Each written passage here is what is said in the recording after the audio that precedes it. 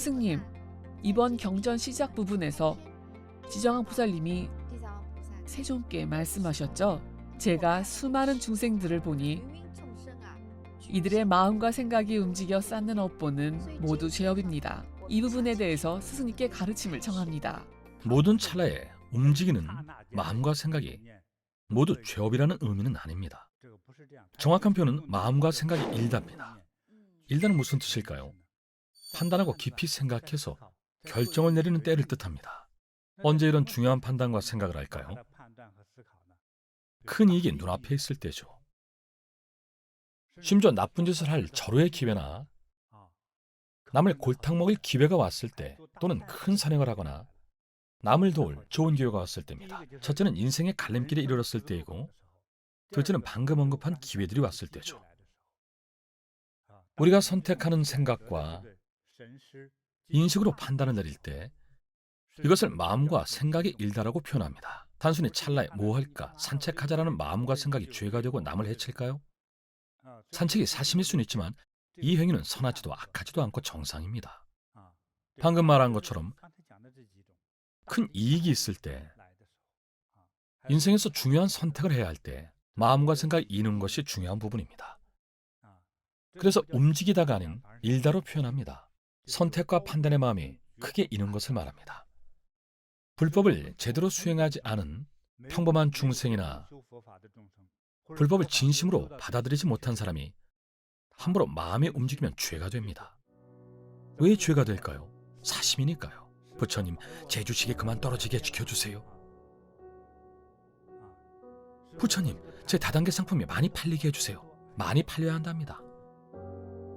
구매자가 필요 없다는 상품도 왜 많이 팔려고 하겠습니까? 남이 돈을 많이 쓸수록 내가 많이 벌기 때문이죠. 쓸데없이 쓰는 눈먼 돈도 많습니다. 결국 본인이 그 돈을 벌게 되죠.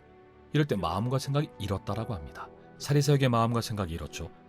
하지만 자신의 사리사욕을 채우려면 타인에게 해를 입히기 마련입니다. 예를 들어 주식도 그렇지 않습니까? 내가 1원에 산 주식을 바로 15원에 팔았다고 가정해 볼까요? 대부분은 엄청난 수익이라고 생각하겠죠. 하지만 내가 번 그만큼 누군가는 손해를 봅니다.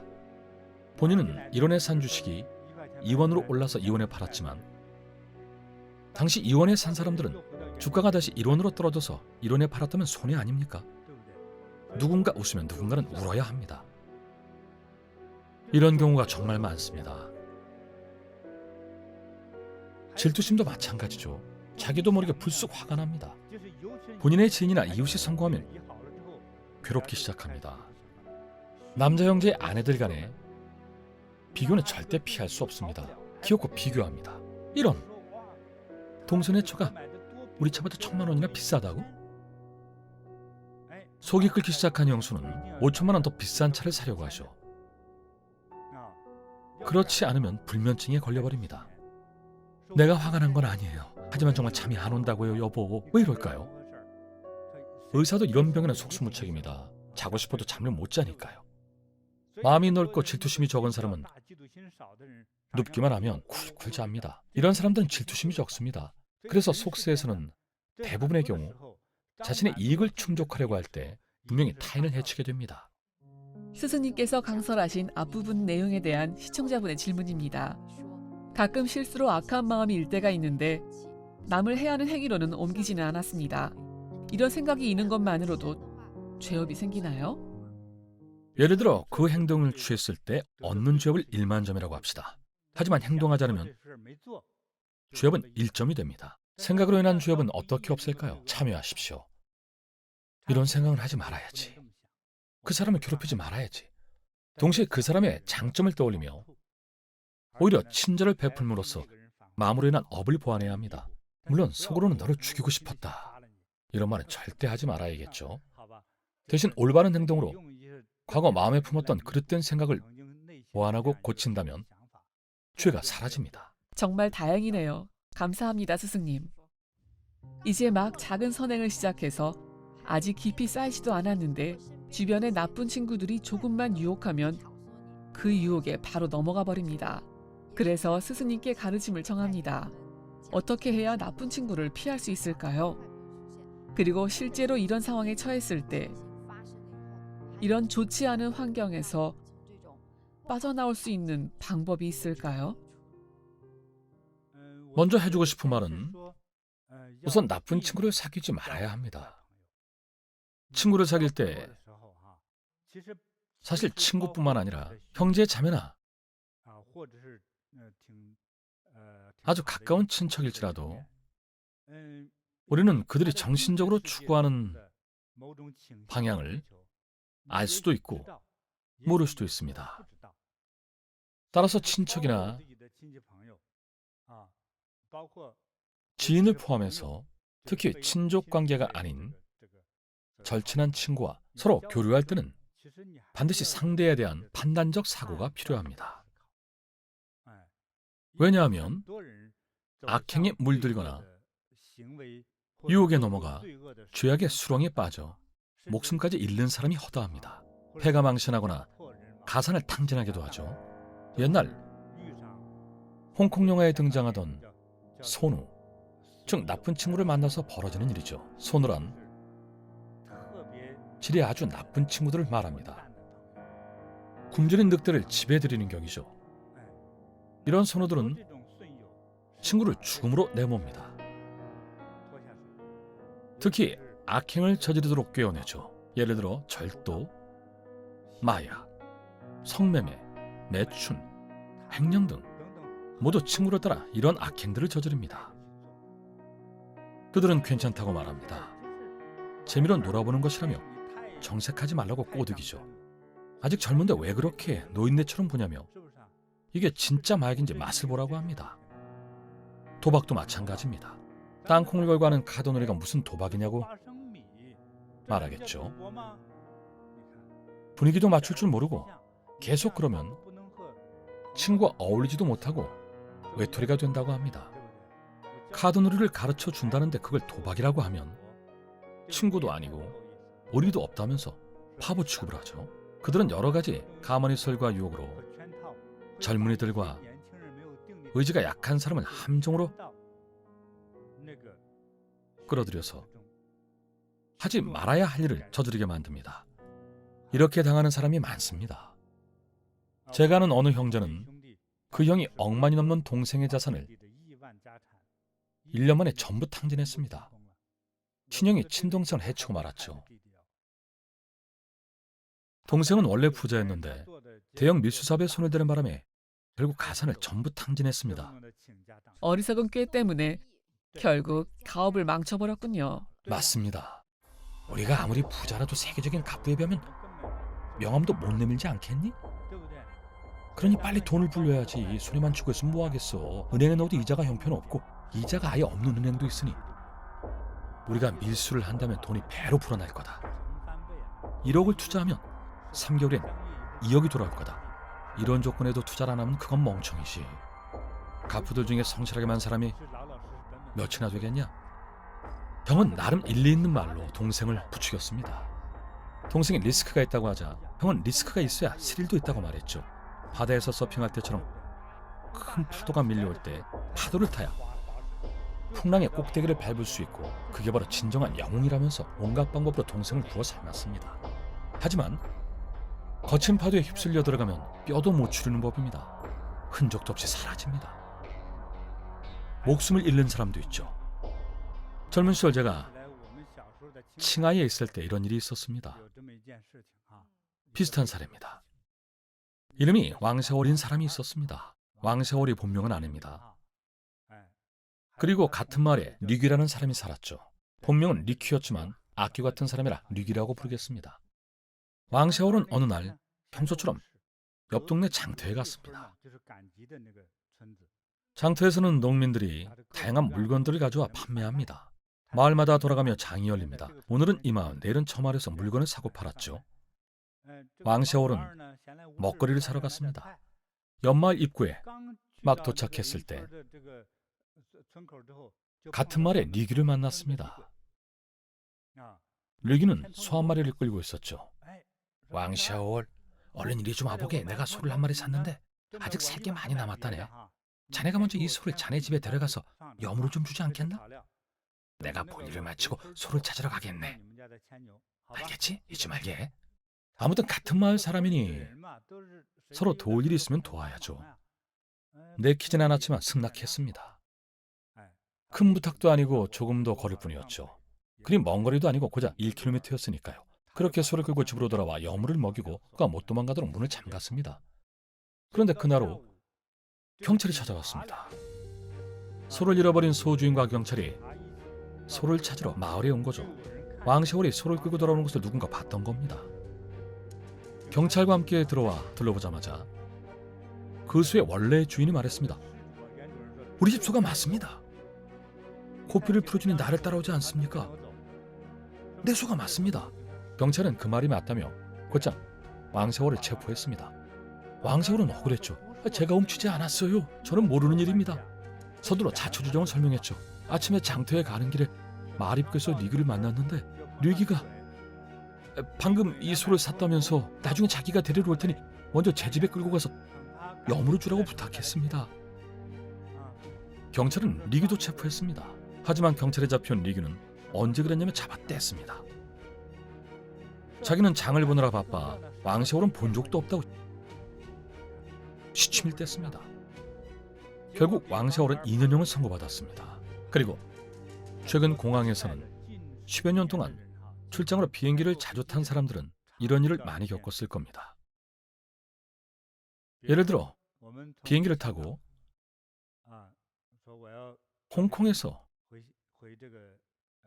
밴쿠버로 돌아가는 길에 공항 대합실에 대기 중일 때 누군가 말을 겁니다. 안녕하세요. 밴쿠버 분이시죠? 저도 그렇습니다. 좀 도와주세요. 아이를 안고 있어서 어떻게 할 수가 없네요. 가방은 하나뿐이고 안에 분유와 젖병만 있는데 잠깐 들어주실 수 있나요? 특히 여성들이 이렇게 부탁해 옵니다. 꾀저지한 데다가 애까지 안고 있으니 정말 힘들어 보입니다. 약자를 돕는 게 인지상정 아닙니까? 안쓰러워서 기꺼이도 없습니다. 가방 하나만 들어주면 되니까요. 하지만 비행기에 타거나 내릴 때 경찰에게 마약 소지로 체포됩니다. 늘 체포부터 하고 사정을 듣죠. 하지만 부탁 때문에 들어준 것을 증명해줄 사람은 아무도 없습니다. 사실 모든 나라에서 특히 마약 밀수에 대해서는 무기에 따라 형이 정해집니다. 이렇게 수년간 억울한 옥살이를 하는 경우가 비일비재합니다. 중국에서는 마약 몇 그램 이상은 곧바로 총사령입니다. 목숨을 잃은 사람도 많습니다. 제대로 해명도 못하고 범인을 찾을 수도 없죠. 따라서 늘 경계해야 합니다. 그리고 공동을 많이 쌓아 이런 사람을 만나지 않도록 하십시오. 스승님, 질문이 또 있습니다. 제7품 경전에서 임종을 앞둔 가족을 위해 지장경을 독송하되 당사자가 명확하게 들을 수 있도록 반드시 큰 소리로 독송해야 한다고 하셨죠? 경전 원문에서는 문제 본식이라 했는데 이 부분에 대해서 조금 더 설명해 주실 수 있을까요? 어떤 상태를 말하는 건가요? 사람이 임종에 이르렀을 때 물론 모든 사람이 다 그렇진 않겠지만 임종을 앞둔 일부 사람들이 듣고 보고 느끼는 존재는 단순히 병상 앞에 있는 사람만이 아닙니다. 임종자와 교류하는 존재는 대부분 이미 왕생한 가족입니다. 임종자가 느끼는 존재들은 실은 이미 죽은 사람들이라는 겁니다. 임종을 앞두거나 이제 막 왕생한 사람의 정신과 의식은 근원적 의식, 즉 원신이라고 부릅니다. 중국의 철학적 개념 안에서 원신은 생명 중 영혼의 본체입니다. 이렇게 설명하면 이해하시겠죠? 따라서 영혼의 본체가 들을 수 있도록 독송해야 합니다. 왜 큰 소리로 독송해야 할까요? 사람이 정상적인 죽음을 앞두고 유언을 남기거나 후사를 부탁할 때 대부분은 인간 세상의 존재를 보고 듣는 것이 아니기 때문입니다. 이승과 저승을 모두 보게 되죠. 대부분 저승이 더 많이 보입니다. 귀신을 보거나 자기 조상의 망령과 대화를 하죠. 모르는 자식들은 이렇게 말합니다. 아이고 아버지 이제 헛소리까지 하시네. 그게 아닙니다. 사실 조상의 망령과 대화 중인 겁니다. 혹은 다른 귀신들과 이야기를 나누는 중인 거죠. 예를 들면 빚독촉이라든지 목숨값을 내놓으라고 하고 혼내거나 책망하고 화를 돋우고 괴롭힙니다. 마귀와 요괴도 있겠죠. 모두 올 수 있습니다. 또 뭐가 보이는 줄 아십니까? 마치 영화처럼 자신의 일생이 주마등처럼 뇌리를 스칩니다. 마지막에는 평생 살아오면서 스스로 특별하다고 여기는 시점에 의식이 머물면서 분노, 감동과 같은 감정을 느끼기도 합니다. 이처럼 임종을 앞둔 사람은 6살 때 엄마가 자신을 안고 피난 다니며 먹을 것을 구걸하던 감동적인 장면을 보고 왈칵 눈물을 쏟기도 합니다. 그러면 옆에 사람들은 당황합니다. 왜 우세요? 우리가 뭘 잘못했나요? 하지만 그가 보는 세계는 지금의 이 세계가 아닙니다. 이때의 정신과 의식 상태에서는 마치 기계가 돌아가듯이 귓가에 윙윙 소리가 계속 울립니다. 사람들이 하는 말이 잘 들리지 않죠. 또는 듣더라도 지옥의 악귀들이 벌을 받는 참혹한 비명이 들립니다. 그 비명을 듣고 본인도 놀라 고함을 지르죠. 불덩이가 나를 태우려고 쫓아온다. 바로 지옥의 불입니다. 악귀가 손을 뻗자마자 불덩이가 날아옵니다. 얼마나 두렵겠습니까? 방생에도 좋은 곳으로는 못 간다고 겁을 주는 겁니다. 불안과 긴장에 휩싸입니다. 중요한 것은 누가 이렇게 만드냐는 겁니다. 그래서 부처님을 믿는 불자들은 임종이 다가왔을 때도 무엇이 보이든 상관하지 않고 그저 죽기 살기로 염불 합니다. 공경심으로 염불만 할 뿐이죠. 싱가포르의 한 제자는 임종이 다가와 아무것도 할 수 없게 되자 아예 침대 앞에 무릎 꿇고 염불했습니다. 암말기였던 그는 마지막임을 알았죠. 의사도 이미 암세포가 퍼져서 며칠 남지 않았다고 했습니다. 그는 온 힘을 다해 가족들에게 무릎을 꿇을 수 있도록 부축해달라고 부탁한 뒤 베개로 몸을 받치고 무릎을 꿇은 채 염불했습니다. 목소리조차 제대로 나오지 않았지만 의식적으로 염불을 계속했습니다. 마지막에는 미소를 지은 채로 얼굴 전체에 붉은 빛이 감돌았습니다. 그리고 온 가족이 방 안에 가득한 단향 냄새를 맡았습니다. 그 순간 모두가 깜짝 놀랐습니다. 다른 종교를 믿거나 종교가 없던 사람도 모두 놀라 병실 안에서 함께 무릎을 꿇었습니다. 향나는 계속 진하게 퍼져왔고 심지어 어떤 이는 법령 소리와 독경 소리까지 들었답니다. 왕생아버는 보리선수 제자였는데 벅찬 감동의 눈물을 흘렸습니다. 나중에 모든 것을 내려놓고 누웠죠. 평온했습니다. 그렇게 왕생한 후의 얼굴은 행복하게 잠든 표정이었습니다. 심장도 따뜻했고 정수리도 따뜻했으며 발바닥도 따뜻했습니다. 보통은 사람이 죽으면 강시처럼 몸이 굳습니다. 불보살님의 인도를 받은 그분은 몸이 부드러웠습니다. 두렵지 않고 아주 행복했으니까요. 그 어떤 공포스러운 형벌이나 협박도 받지 않았기에 아주 자제로운 느낌으로 평온히 왕생했습니다. 가족들은 그분의 재산을 현지 사찰에 공양하고 많은 공덕을 지어줬습니다.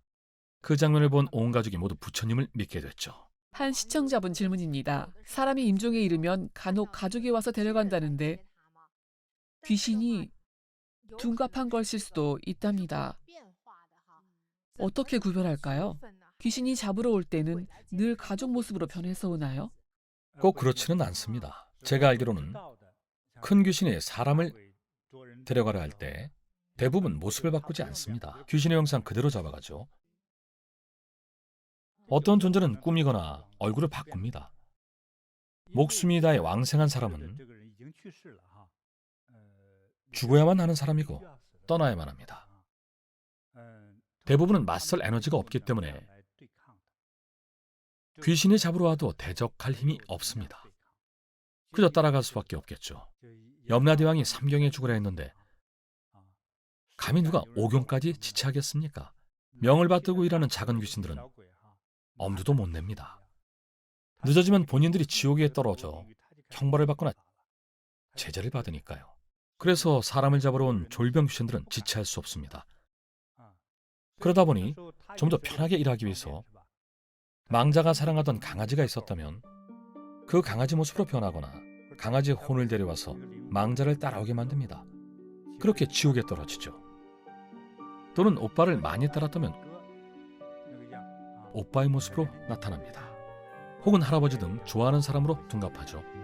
망자를 잡으러 오는 저승사자는 효율적으로 망자를 데려가기 위해 망자를 유혹합니다. 막상 가서 눈을 떠보면 바로 지옥입니다. 후회해봐야 이미 늦었죠. 귀신은 쇠사슬로 잡아 끌고 가려 하는데 본인은 미련이 남아서 버티며 실랑이를 벌이는 사례는 아주 드뭅니다. 어떤 상황에서 따라가지 않을 수가 있을까요? 바로 염불할 때입니다. 공덕을 쌓을 때입니다. 예를 들어 아들이 올 때까지 하루 이틀이나 일주일 정도 기다리는 경우가 있습니다. 저도 이런 사람을 도왔던 적이 있죠. 15일 정도 버텼습니다. 외국에서 아들이 돌아오려 하는데 비행기표를 구하지 못해 여러 나라를 거쳐 보름 만에 겨우 집에 왔습니다. 그분은 아들을 만나 유언을 남기고 바로 왕생했습니다. 그 순간만 기다렸던 거죠. 모두는 소망이 많거나 아쉬움이 크면 대부분 눈을 감지 못합니다. 자신의 명이 짧음을 한탄하고 소임을 제대로 마치지 못한 자신에 대한 원망 때문에 눈을 뜬 채 떠나기도 하죠. 따라서 집안 어른 중에 눈을 못 감고 왕생한 분이 있다면 후손과 가족들은 많은 공덕을 지어드려야 합니다. 어떤 연유로 눈을 못 감으셨는지 알아야 합니다. 공덕을 많이 지어드리고 불효막심한 행동을 멈추십시오. 그렇지 않으면 어르신이 데리러 올지도 모릅니다. 염라대왕 앞에 끌려와서 재판을 받겠죠. 원래 88세까지 살아야 할 명이 58세로 끝납니다. 충분히 가능한 일이죠. 어르신이 청하면 염라대왕이 살수를 보내 미리 잡아갈지도 모릅니다. 그럴 수도 있습니다. 그러니 공덕을 많이 쌓으십시오. 사람은 임종이 다가오면 의식이 흐려집니다. 들리지도 보이지도 않고 생각도 못하죠. 마치 무언가에 겹겹이 쌓여 막힌 듯한 정신과 의식만 남아서 다 쓴 배터리 같은 상태가 됩니다. 신호를 보낼 수도 없죠. 이런 상태에서 선한 존재를 분별하겠습니까? 분별할 수 없죠. 오직 공덕에만 의지합니다. 자신이 쌓은 공덕과 가족이 지어준 공덕이 이 순간에 효과를 발휘합니다. 왜 부처님 전에 등을 올리겠습니까? 그분의 이름으로 등을 밝히는 순간 의식이 맑아지고 앞이 환해지면서 방향을 찾을 수 있습니다. 누가 부처님이고 귀신인지 즉시 구별할 수 있습니다. 하지만 그 선택은 중요하지 않습니다. 결국 염라대왕의 심판을 받아야 하기 때문이죠. 이 심판에서 어디로 가게 되는지가 중요합니다. 아시겠죠? 그러니 처음에 우리를 데려가는 것이 귀신의 형상이든 좋아하던 사람의 형상이든 사실은 중요하지 않습니다. 이들이 데려가는 순간에는 천당과 지옥 중 어디로 갈지 결정되지 않았기 때문이죠. 죽은 후에는 줄을 서서 판결을 기다려야 합니다. 49일 동안 말입니다. 그래서 경전에 49일 내에 가족들이 빨리 공덕을 지어줘야 한다고 하는군요. 그렇습니다. 원래의 판결을 바꿀 수 있으니까요. 왕생한 분을 위해 염불하고 제를 올리고 부처님께 공양하며 공덕을 지어야 합니다. 몇 번이나 강조했지만 그분의 재산과 아끼던 물건을 부처님과 승려에게 공양하고 사찰과 불상조성에 공양해야 합니다. 사실 가족이 이제 막 생을 마감했을 때 예를 들어 아버지가 돌아가시면 자식들이 재산 분할을 두고 다툽니다. 그러면 문제가 심각해집니다. 그렇게 되면 귀양마저 분노합니다. 염라대왕이 노하십니다. 그러면 후손들 운이 좋겠습니까? 빈소에서 큰 소리로 싸우고 아들과 며느리들은 유산 분배가 불공평하다고 투덜댑니다. 내가 얼마나 잘했는데, 내가 얼마나 잘못했는데 왜 나는 이렇게 적게 주시고 아무것도 안 한 자식들은 그렇게 많이 주시는 거야? 큰 소리로 소란을 피우는 그 자체가 아주 불길한 행동입니다. 이런 경우 돌아가신 어르신이 지옥에 갈 가능성이 높습니다. 그 시점에 다툼에만 열중할 뿐 공덕은 쌓을 마음조차 없으니까요. 그때는 싸우는 당사자에게도 문제가 생깁니다. 그 앞에 버티고 있는 존재는 선한 사람이 아니라 모두 귀신이니까요. 귀신조차 그런 모습을 보면 치를 떨며 싫어하는데 좋은 일이 생기겠습니까? 인간의 명이 다할 때 왜 왕생한 분이 아끼던 재산과 물건을 공양해서 공덕을 쌓으라고 하겠습니까? 지옥과 천국 사이에서 돈이 중요합니까? 아니면 어디로 가는지가 중요합니까? 몇 년 더 살려면 말할 것도 없죠. 지옥에 갈지 천국에 갈지가 중요합니까? 아니면 돈이 중요합니까? 하나를 고르십시오. 천국이요. 맞습니다. 지옥에 가면, 특히 무간도 지옥에 한 번 떨어지면 몇 겁을 머물러야 할까요? 천만겁입니다. 천만겁이면 지구가 500번 폭발하는 시간입니다. 그동안 첫 번째 지옥도 못 벗어납니다. 정말 무시무시하죠. 그제야 재물의 하찮음을 깨닫겠죠.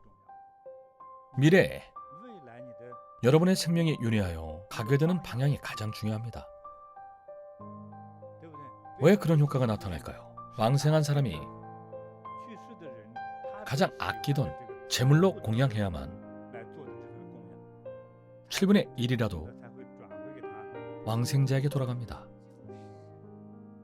이 공덕만으로도 구원받을 수 있습니다. 하지만 불효한 자손들은 이렇게 생각하죠. 부친이 왕생해서 지옥으로 간들 그게 나랑 무슨 상관이겠어? 부친이 지옥에 계시면 자식은 어디에 있을까요? 장래의 자녀가 잘 될 리가 없습니다. 예를 들어 구체적인 업보를 살펴보면 사업만 하면 늘 사기당하고 연애를 해도 돈만 쓰고 늘 차입니다. 친구에게도 늘 속아 넘어가죠. 밥을 먹고 술을 마셔도 자주 탈이 나서 먹고 싶은 것도 못 먹고 해야 할 일도 못하게 됩니다. 이런 결과를 맞이합니다.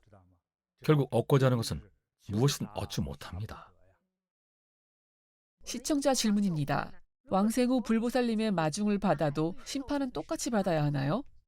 부처님은 귀양보다 위대하십니다. 육도윤회를 벗어나신 분이죠. 예를 들어 육도윤회 안에 달걀이 있다고 합시다. 6겹으로 층층이 둘러싸여 있습니다. 나는 이 달걀을 다스리는 존재입니다. 그럼 달걀을 깨트리지 않고 마음대로 그 안에 있는 달걀을 꺼낼 수 있겠죠? 따라서 불보살님의 인도를 받으면 귀양의 심판을 받을 필요 없습니다. 따라서 진심으로 그만한 공덕을 지어 성근을 쌓으면 왕생할 때 불보살님을 보았던 어떤 존재를 봤든 나쁜 곳으로 가지는 않습니다. 대개는 이곳에 와서 불법을 배운 사람은 만약 엄청난 죄업을 짓지 않은 채 임종에 이르렀다면 부처님이나 스승을 배신하지 않고 혐오하거나 욕보이지 않는 이상 반드시 불보살님께서 인도하실 겁니다. 이 점은 확실합니다. 여러분을 서방 극락세계 혹은 동방유리세계로 데려가십니다. 나중에 다시 설명하겠지만 동방유리세계에는 아직 우리가 모르는 신성한 내용이 많습니다. 포괄적으로 말하자면 동방극락 정토에 갈 수 있는 사람이면 모든 불국토에 갈 수 있습니다. 가겠다고 생각만 하면 그 마음만으로 곧잘 이릅니다. 그곳에 이른 자는 모두 존귀합니다. 한 시청자분이 재미있는 질문을 하셨습니다. 스승님, 질문 있습니다. 저승도 우리 사회가 발전하듯 현대적으로 변화하나요? 예전에 삼촌이 돌아가시기 전에 일주일 동안 병원 중환자실에 입원해 계셨는데 갑자기 혼수 상태에서 깨어나시더니 꿈에서 납치를 당했었다고 합니다. 근데 닛산차를 탄 사람들에게 납치당했답니다. 삼촌은 환상을 보신 걸까요? 그건 환상입니다. 지옥은 현대화되지 않습니다. 무기나 도구를 연구할 필요가 없으니까요. 희미한 정신일 때는 자신에게 익숙한 환상을 보기도 합니다. 만약 왕생하신 어른이 부모이든 누구든 간에 여러분 앞에 양복이나 심지어 유행하는 셔츠를 입고 나타날 수도 있습니다. 설마 음계에도 유행했을까요? 유행이 아니라 감화일 뿐입니다. 일종의 환상이죠. 귀신은 절대적으로 진실된 모습이 없습니다. 즉, 꿈에서 같은 사람을 보더라도 매번 다른 차림새로 나타날 수 있습니다. 꿈에 나타날 때마다 옷을 갈아입을까요? 아닙니다. 메시지를 전할 뿐입니다. 그 모습에 담긴 고인의 표정, 헤어스타일이나 말의 내용, 입고 있는 옷과 색상과 디자인, 전부 의미가 있습니다. 이런 것을 통해 전하고자 하는 메시지를 표현합니다. 말로 모든 것을 전달하지 않습니다. 바로 이런 이치입니다. 편안한 옷을 입고 즐거운 느낌이라면 지옥에서 고통받지 않는다는 의미죠. 이 내용에 관한 질문입니다. 꿈에서 왕생한 가족이 평소처럼 생활하면서 아무 탈도 없어 보였는데 무슨 의미인가요? 또 오늘 누군가의 이야기를 들으니 돌아가신 모친께서 꿈에 나와 큰 궁궐로 이사간다고 하셨답니다. 이건 어떤 의미일까요? 둘 다 꿈일 뿐이지만 그 내용에 따라 결과는 아주 큰 차이를 보입니다. 큰 궁궐로 이사를 간다고 했다고요? 궁궐은 누가 사는 곳인가요? 천인이요. 맞습니다. 신이 사는 곳이죠. 이건 살아있는 가족이 공덕을 지어드린 것과 연관이 있습니다. 천국에 가신 겁니다. 축하합니다. 정말 잘된 일입니다. 꿈에 살아있을 때처럼 정상적인 모습을 보였다면 주의를 기울여 꿈의 모습을 떠올리고 관찰해 보십시오. 어떤 것은 별 의미가 없습니다. 오랫동안 함께 살았기 때문에 돌아가신 분이 어느 시공간에서 서로 감흥하여 정상적인 모습을 보였다면 이런 경우 환생하신 겁니다. 특히 인간으로 환생하신 겁니다. 그리고 생활하는 모습을 보이신 거죠. 하지만 환생하지 않고 심판을 받기도 전에 처참한 모습으로 나타난다면 그건 도움이 필요하다는 의미입니다. 심판을 기다리는 중이거나 공덕을 지어주길 바라거나 이미 지옥에서 벌을 받고 있다는 겁니다. 이때는 조심하셔야 합니다. 꿈속 장면에 따라 상황은 천차만별입니다. 구체적인 질문입니다. 스승님, 만약 형제 자매가 여럿이라면 돌아가신 부모님을 위해 공덕을 지어드릴 때 반드시 형제 자매가 모두 함께 해야만 돌아가신 부모님께서 받으실 수 있나요? 각자의 몫을 하면 됩니다. 형제가 불효하면 어떻게 하겠습니까? 예를 들어 큰오빠가 불효하는데 두 동생마저 수수방관한다면 그 부모는 가망이 없습니다. 공덕은 효도하는 자식에게 돌아갑니다. 7분의 6은 본인에게 돌아가죠. 그러니 형제중 불효한 당사자의 공덕이 없을 뿐입니다. 죽은 뒤에 지옥으로 가겠죠. 이런 이치입니다. 각자 쌓은 공덕만큼 공덕을 얻습니다. 시청자분의 글을 하나 공유하겠습니다. 예전에 돌아가신 큰아버지를 꿈에서 몇 번이나 뵀는데 그때마다 긴 머리를 산발한 채 침대에 누워 계셨습니다. 그리고 주변에 파리가 들끓었습니다. 법당에서 몇 번 등을 밝힌 후로 다시는 꿈에 안 나오셨습니다. 그렇죠. 이런 겁니다. 머리를 산발한 채로 침대에 무기력하게 누워있을 때 파리가 들끓는다면 무슨 의미일까요? 지옥에서 고생하신다는 거죠. 분유족에 가셨을지도 모릅니다. 그렇습니다. 공덕을 지어드렸기에 정말 다행입니다. 공덕을 지어드리고 나서 그런 모습이 더 이상 나타나지 않았죠. 나타나더라도 즐거운 모습일 겁니다. 이렇게 달라집니다. 믿지 못하겠다는 분은 직접 공덕을 지어보십시오. 분명 변화가 나타납니다. 거기에 연불까지 함께하면 가위에도 눌리지 않고 귀신이 더 찾아오지 않습니다. 스승님, 꿈에서 돌아가신 모친이 나타났는데 꿈에서 다시 돌아가셨습니다. 이건 어떤 의미일까요? 인간으로 환생하는 꿈입니다. 첫 번째 생애에서는 가족이었습니다. 가족이 왕생한 후 귀신이 됐고 귀신이 다시 죽으면 사람이 됐죠. 다른 사람으로 태어나는 겁니다. 꿈에 가족이 죽는 건 좋은 일입니다. 꿈에서 산 사람이 죽는다면 장수한다는 의미죠. 왕생한 가족이 꿈에서 죽으면 다시 태어나는 의미군요. 시청자분의 질문입니다. 돌아가신 외할아버지가 꿈에 나타나 방이 2개인 집에서 살고 계신데 한 방은 물건이 가득 차서 다른 방에서만 살 수 있다고 합니다.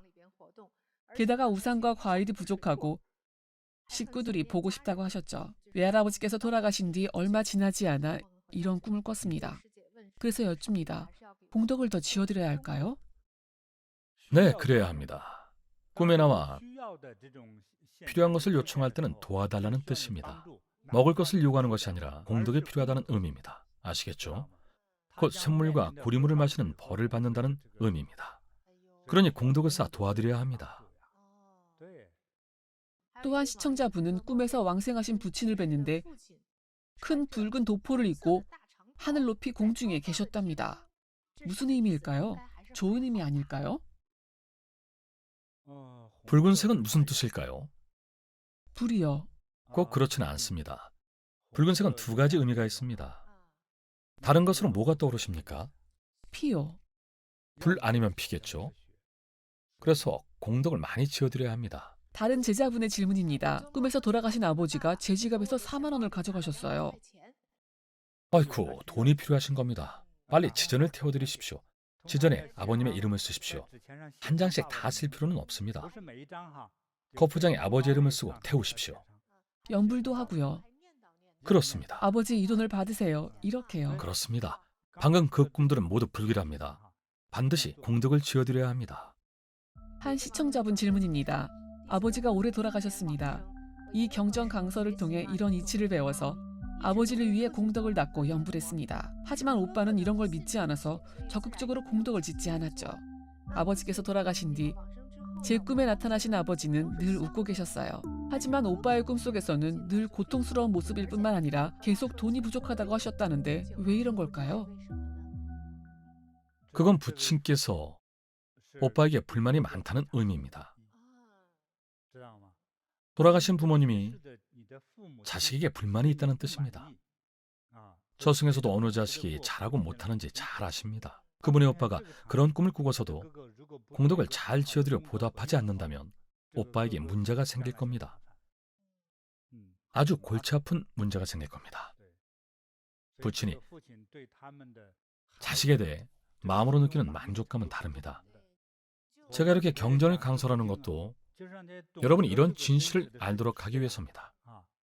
그렇지 않으면 늘 불운이 따르고 일이 안 풀립니다. 많은 시청자분들이 메일로 구하는 직업마다 안 풀리고 결혼도 평탄치 않은 이유를 물어보십니다. 배웠으면 실천해야 하는 법입니다. 이치가 이렇습니다. 올바른 행동을 해야 합니다. 저속한 인간의 판단으로 가장 저속한 일만 저지른다면 해탈할 수가 없습니다. 순조로울 리가 없죠. 그러니 공덕을 많이 쌓아야 합니다. 부귀하고 길한 공덕이 있어야만 부귀해질 수 있습니다. 특히 부모님께 효도해야 합니다. 이 역시 부귀의 근본입니다. 더구나 부모님이 돌아가신 후에 저승에서 본인을 떠올리며 화를 내신다면 저주까지는 아니어도 자꾸 화를 내시면 좋을까요? 불상사가 닥치고 싶습니다. 잊지 마십시오. 후기 한 편을 공유해드리겠습니다. 제가 지장경을 배운 지 얼마 되지 않아 외할머니께서 돌아가셔서 경전을 7번 독송해드렸는데 꿈에서 외할머니가 하늘로 오르시는 모습을 봤습니다. 외할머니는 머리를 양갈래로 닦고 마치 18살 소녀 같았습니다. 외할머니의 이런 모습은 처음이었지만 꿈속에서 외할머니가 확실하다는 느낌이 들었습니다. 그리고 외할머니께서 말씀하셨습니다. 내 죄가 가벼워졌구나.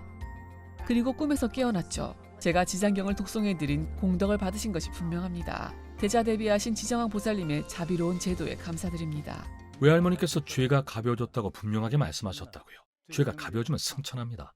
어느 경지까지 승천하셨는지는 모르기 때문에 계속 공덕을 쌓아야 합니다. 여러분의 수행과 공덕이 모든 가족에게 도움이 됩니다.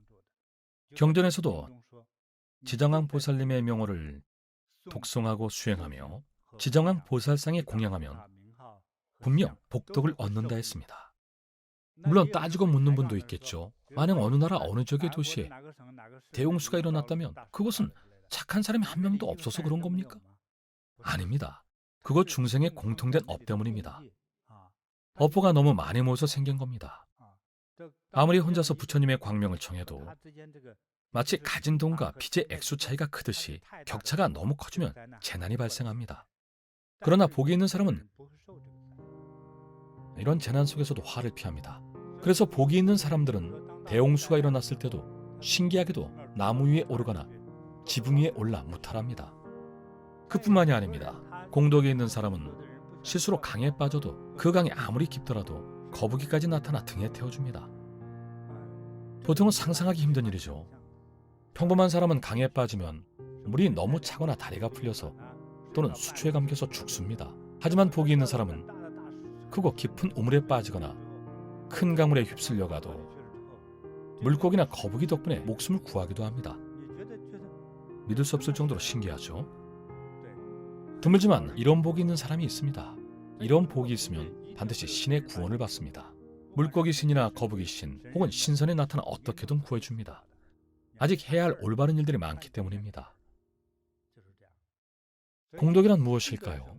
올바른 에너지로 변화하는 겁니다. 그만한 공덕이 있는 사람은 불지옥에 빠져도 그 앞에 불길이 닥치지 않습니다. 오히려 시원함을 느끼죠. 지정왕 보살님처럼 큰 공덕을 쌓으신 대보살님만의 이야기가 아닙니다. 예전에 중국 남부 지역에 오래 머문 적이 있습니다. 무척 더운 곳이죠. 현지인들조차도 더워서 다들 부채질했죠. 하지만 그 당시 저는 두꺼운 옷을 입고 살 법했습니다. 그렇게 많은 조명에 비춰도 전혀 덥지 않았습니다. 광저우에 도착한 8월 3일 여름, 잘 때도 이불을 덮었습니다. 저는 덥지 않았거든요. 어쩌면 책임감이 너무 큰 나머지 더위를 못 느꼈는지도 모르죠. 현지인들조차 더위를 탔습니다. 광둥 사람들은 열대야로 잠을 설쳐 밥도 조금만 먹었습니다. 더워서 밤에도 산책하러 나옵니다. 그런데 저는 잘 먹고 잘 잤습니다. 오늘 지장경 제7품 강서를 듣고 큰 감동을 받았습니다. 이번 경전의 마지막 부분의 말씀이 이해됩니다. 도리천궁의 무수무량한 귀신들이 전부 무량한 보리심을 내었다는 부분입니다. 이런 보리심이 이해되면서 저도 발심이 생겼습니다. 제 마음에도 이런 보리심이 일었습니다. 지정왕 보살님께서 말씀하신 이치와 우리가 어떻게 해야 하는지, 어떤 원을 세워야 하는지에 대한 내용을 최대한 많은 사람들이 듣도록 알려서 모두 그 이치를 이해하고 아무도 지옥에 가지 않았으면 좋겠습니다. 참 잘 이해했습니다. 저도 그러기를 바랍니다. 오늘 참여하신 모든 분들이 모두 이런 보리심을 내기 바랍니다. 많은 분들이 보리심이 뭐냐고 묻습니다. 중생을 이롭게 하려는 마음이죠. 이타심이라고도 부릅니다. 자신을 이롭게 하려는 것은 소인의 마음이고 일반적인 범부의 마음입니다. 이타심이야말로 보살심입니다. 이를 보리심이라고도 합니다. 오늘 함께하신 모든 분들이 중생을 널리 이롭게 하려는 자비제도의 마음이 일고 대자대비한 마음을 가지시기 바랍니다. 진심과 정성으로 불보살님을 섬기는 마음을 가지기 바랍니다. 그러면 모두 이고등락할 수 있습니다. 여러분 모두 길상하고 즐겁기 바랍니다. 법희가 무한하기 바랍니다. 지혜로 충만하십시오. 백세 장수하십시오. 다음 시간에 뵙겠습니다.